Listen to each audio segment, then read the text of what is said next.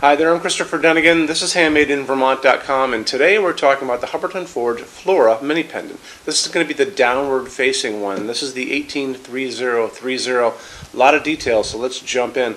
So let's talk about the size of the height of the fixture body itself, and that's going to be before you get into Hubbardton Forge's interconnecting rods. It's going to be 25.3 inches tall and 3.9 inches in diameter, and that's going to be roughly the size of the bottom of the glass.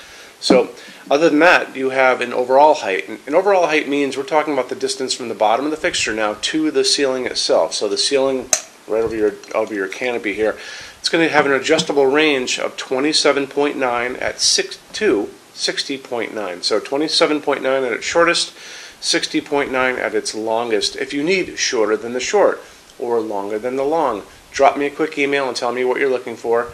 And I will take your email, I'll send it to the customs department at Hubbardton Forge, where we'll go through a couple engineers, come back to us with an answer. A little more time, a little more money, but we do customs every day. It's not a big deal, okay? And the email address is right on our website up at the top. It's at sales@HandmadeInVermont.com. So, Hubbardton Forge is using a system of interconnecting rods to get you where you need to go in that 27.9 to 60.9. So you're going to have 2 of the 12-inch, 1 of the 6-inch, and 1 of the 3-inch. And you use them in combinations to get where you want to go. You can see there's all kinds of different parts. So when you look at the photograph next to me, you can see you have the 12-inch pipes. You have the interconnecting pieces between them, which have threading on both sides. And you can see it right there. This actually would come out too. There's threading on the inside of the pipes. And you basically, when you're putting this together, it's super easy. What you're going to do, you're going to put a couple towels down on your counter. You're going to lay all your parts out and kind of just do the math to get to the length you're looking for. And you're going to put them all down. The fixture head, which is going, actually the canopy is going to be at that end.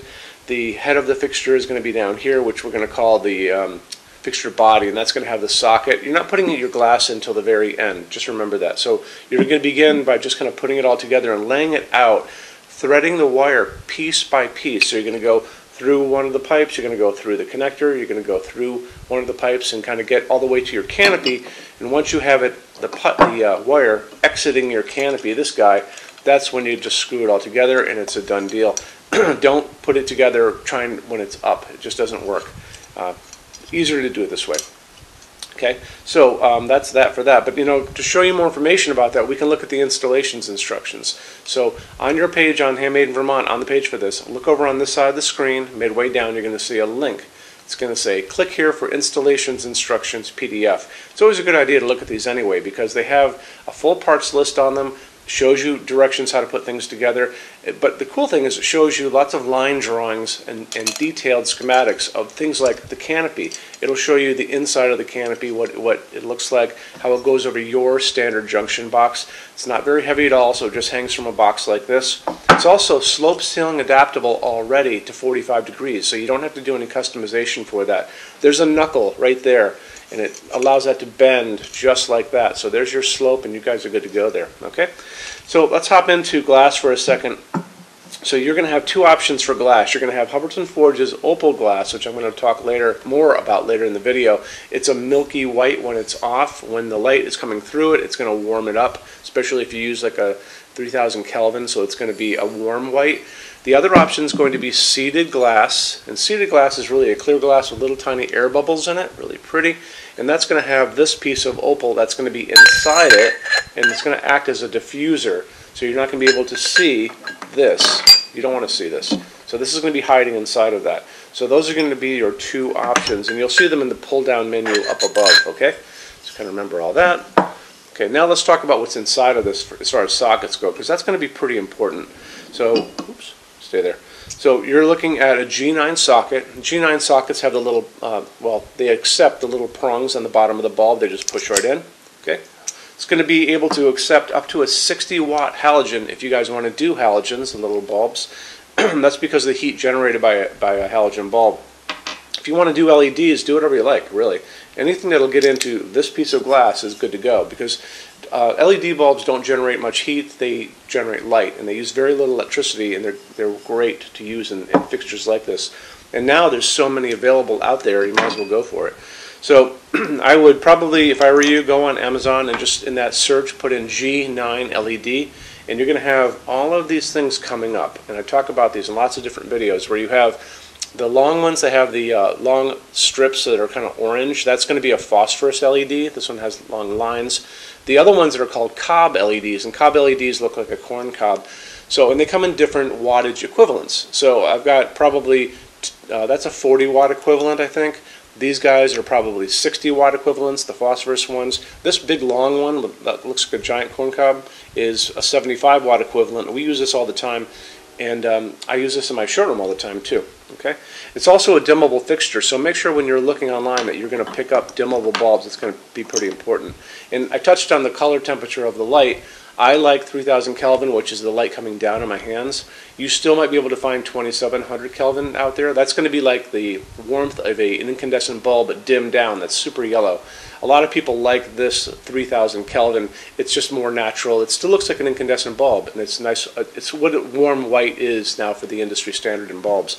If you like hospital waiting room light, maybe you do. That's that blue light. That's called daylight, and that's going to be 4000, 5000 Kelvin. Some people do like that. Okay, so another quick thing, this is going to be using this tool. You'll see this in the installations instructions, and there's a full parts list on that page. It's a retaining ring tool, and it does what it says it does. It actually, well, it's going to help you get your hand can't fit in these pieces of glass because it's too big, but this is going to be a proxy for your hand. The retaining ring is a beautiful milled piece of brass. I used to work in the jewelry industry, so I get into this stuff. Anyway, so it's threaded, it's got a flat side, it has a ridged side. There's two little pockets in the sides of this that are going to accept this thing. So you put the flat side up, just kind of line them up, and they're good there. And what you're going to be doing is using this as your hand, like I said, a proxy for your hand. You're going to be putting it in, and remember, righty-tighty, lefty-loosey, and then when you're done, this little thing is going to be holding the glass onto the socket. You're going to put this into a junk drawer and save it. Don't throw it away. So I want to touch on Hubbardton Forge's glass for just a second. Hubbardton Forge's opal glass is not just another piece of white glass. This is actually hand-blown glass. All of their glass is hand-blown. And to begin with, it's actually a clear piece of glass to start with. And they come in, they blow a second layer on the inside of white glass. Then they come back and they do a third step where they sandblast the entire outside. So you'll notice when you get these in your hands, they actually have layers of glass on them on the end. You can see them on these two pieces. And it gives it this really soft, semi-transparent, kind of milky quality. It's a soft glowing piece. Really, really pretty. You know, they're really obsessed about details at Hubbardton Forge, and a lot of people don't. I don't think they appreciate it out in the world, but you appreciate it because that's why you guys are here watching this video. There you go. Let's get into metal finishes now. If you're on our website, HandmadeInVermont.com, do me a favor, look over on the left-hand side of the screen. You're going to see a lot of red tabs over there. One is going to be the Finishes Help Guide. When you're done with this video, go over there and open that up for me, and you're going to see a video at the top of that page of me talking to you guys about the differences in Hubbardton Forge finishes and how they can look on different types of forging. I'm going to be referencing a color chart just below the video, so scroll down a little bit, you'll see that chart. You'll notice there are pictures that have the letter A on them, pictures that have the letter B on them, and I'm going to be talking about that range you can see in variance on there in that video. So it's really important to watch the video, use that chart. When you're done with all that, come back down to that chart. You can click on any of those pictures and see a lot more samples of Hubbardton Forge fixtures in that finish. If you want to see a bunch of stuff in dark smoke, click on dark smoke. If you want to see a bunch of stuff in vintage platinum, do the same, and so on and so on and so on. That's a great way for you to see a lot of Hubbardton Forge stuff in different finishes and really take advantage of that, okay? So our showroom in Vermont has over 350 Hubbardton Forge fixtures spread across 2 floors. We have a What's On display page on our website. It's going to be back in the red tabs over there. A lot of good things in that section. Check out. So when you open that up, you'll see it's all divided up into different sections like dining pendants and outdoor lighting. We're always adding to that. This is the biggest showroom in the world of Hubbardton Forge. They don't even have a showroom like this. Nobody does. And they use this as their showroom when you guys come to Vermont to visit us. So lots and lots to see here. You can see all the different glass, all the different finishes, all the different fabrics, all of those things. In addition to that, we have a clearance center. So the clearance center stuff are returns, discontinued things, and showroom samples. That's an amazing deal for you. If you guys want to take advantage of that, you have to come here to Vermont to see us.